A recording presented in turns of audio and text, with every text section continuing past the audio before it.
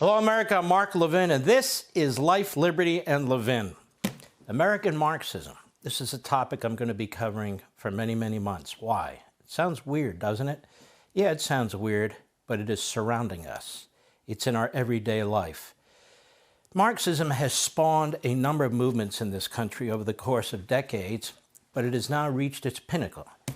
Whether it's critical theory, critical race theory, critical gender theory, critical immigration theory, which comes under different names, the so-called Green New Deal movement, which is a Marxist attack, a degrowth movement born in Europe, exported to the United States, that is a war on your lifestyle, a war on your income, a war on your private property, a war on capitalism. It's true, it's here, it's now. I've written a book called American Marxism. I don't make any bones about it. We got to take the language back. We got to take the narrative back. And we need to confront this. It's in our schools. It's in our immigration policies. It's in the executive orders issued by the President of the United States. It's in our corporations. It's in our media. Some of these people are unwitting who are promoting it. Some of them are surrogates who are useful or really useless idiots. And so that's why I've written American Marxism.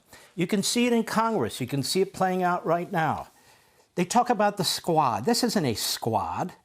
This is a cabal of Marxists who hate this country. Some of them first, second generation immigrants into the country who bring their attitudes and their indoctrination into the country and are at war right there in the halls of Congress against our own country. They have found a home in the Democrat Party. The Democrat Party has no intention of doing anything about this. What has Nancy Pelosi done? She's been a quisling. She's been weak. Why? Because their numbers are increasing.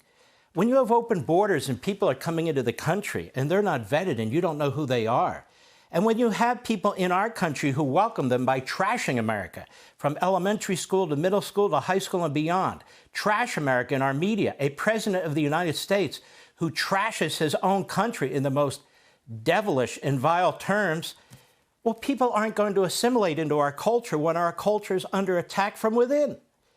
And so where does this all come from? Well, we know where it all comes from. Now, the media aren't going to tell you where it all comes from. The Democrat Party is not going to tell you. Black Lives Matter. Black Lives Matter is a Marxist organization. How do we know? They don't confess it. They celebrate it. Antifa, what is it? It's a Marxist anarchist organization. How do we know? They say so. They're proud of it. The media won't say it. They're just peaceful protesters trying to bring in racial justice. This has nothing to do with racial justice. It has nothing to do with justice of any kind. This is a full-scale, multi-level, intersectional attack on our system of government, on our founding, on our principles.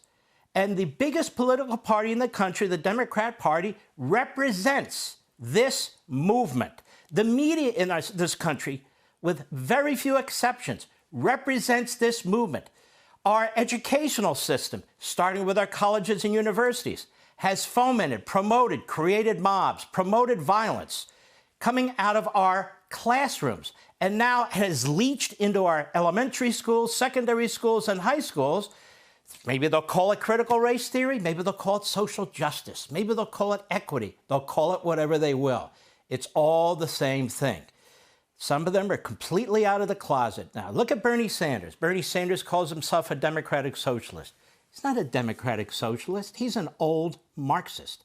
He's an old New York Marxist who has a massive soapbox. He's in charge of the budget committee. He's driving the finances into in this country, and he's driving them into the ground.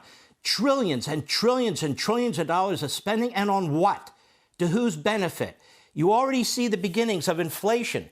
And once the inflation monster's out of the box, that's going to affect each and every one of us. Why?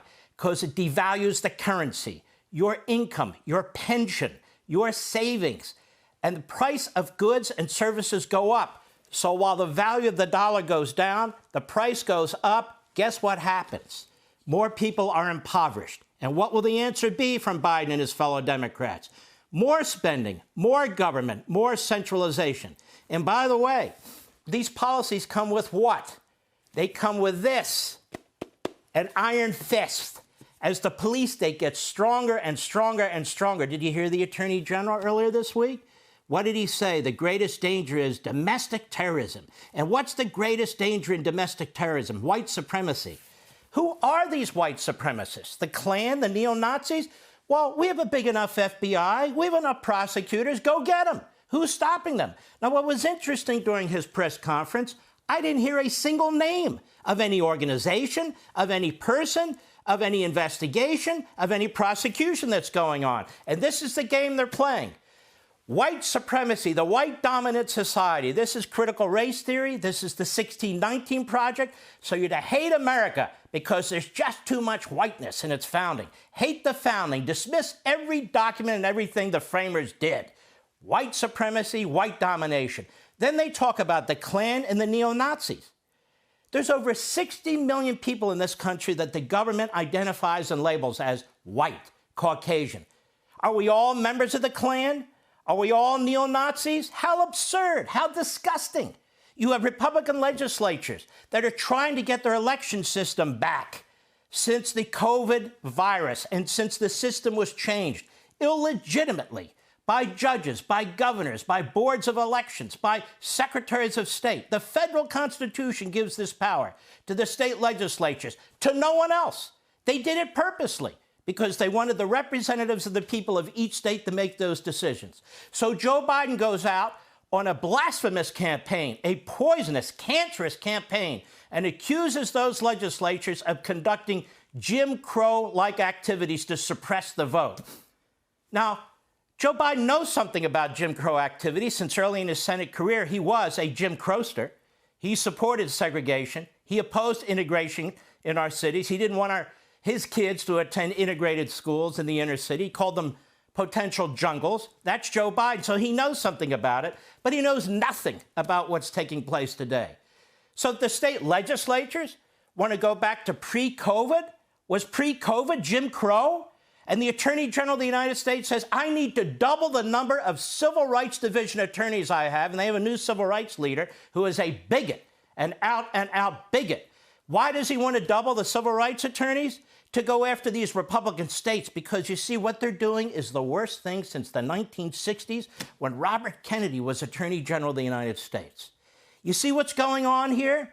They're saying that people with whom they disagree are potential domestic terrorists. They lump everybody in with the Klan. They lump everybody in with the neo-Nazis. And by the way, if you're not white and you love America and you're not part of this counter-revolution, this American Marxism movement, you know what they say about you? And there are many of you. Black, Hispanic, interracial, what have you. They say you have been colonized. Your mind, your belief systems have been destroyed. You've been colonized.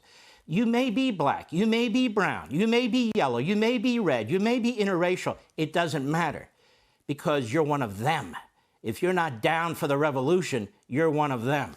That is why I've written this book, American Marxism, to expose them, to expose it all, and then at the very end, to discuss a number of things that we must do, can do, to claw back and get our country back. Get our country back. The left will say, what? The white people get their country back? No. Red-blooded American Yanks of every shade, every background, every ancestry, and every religion.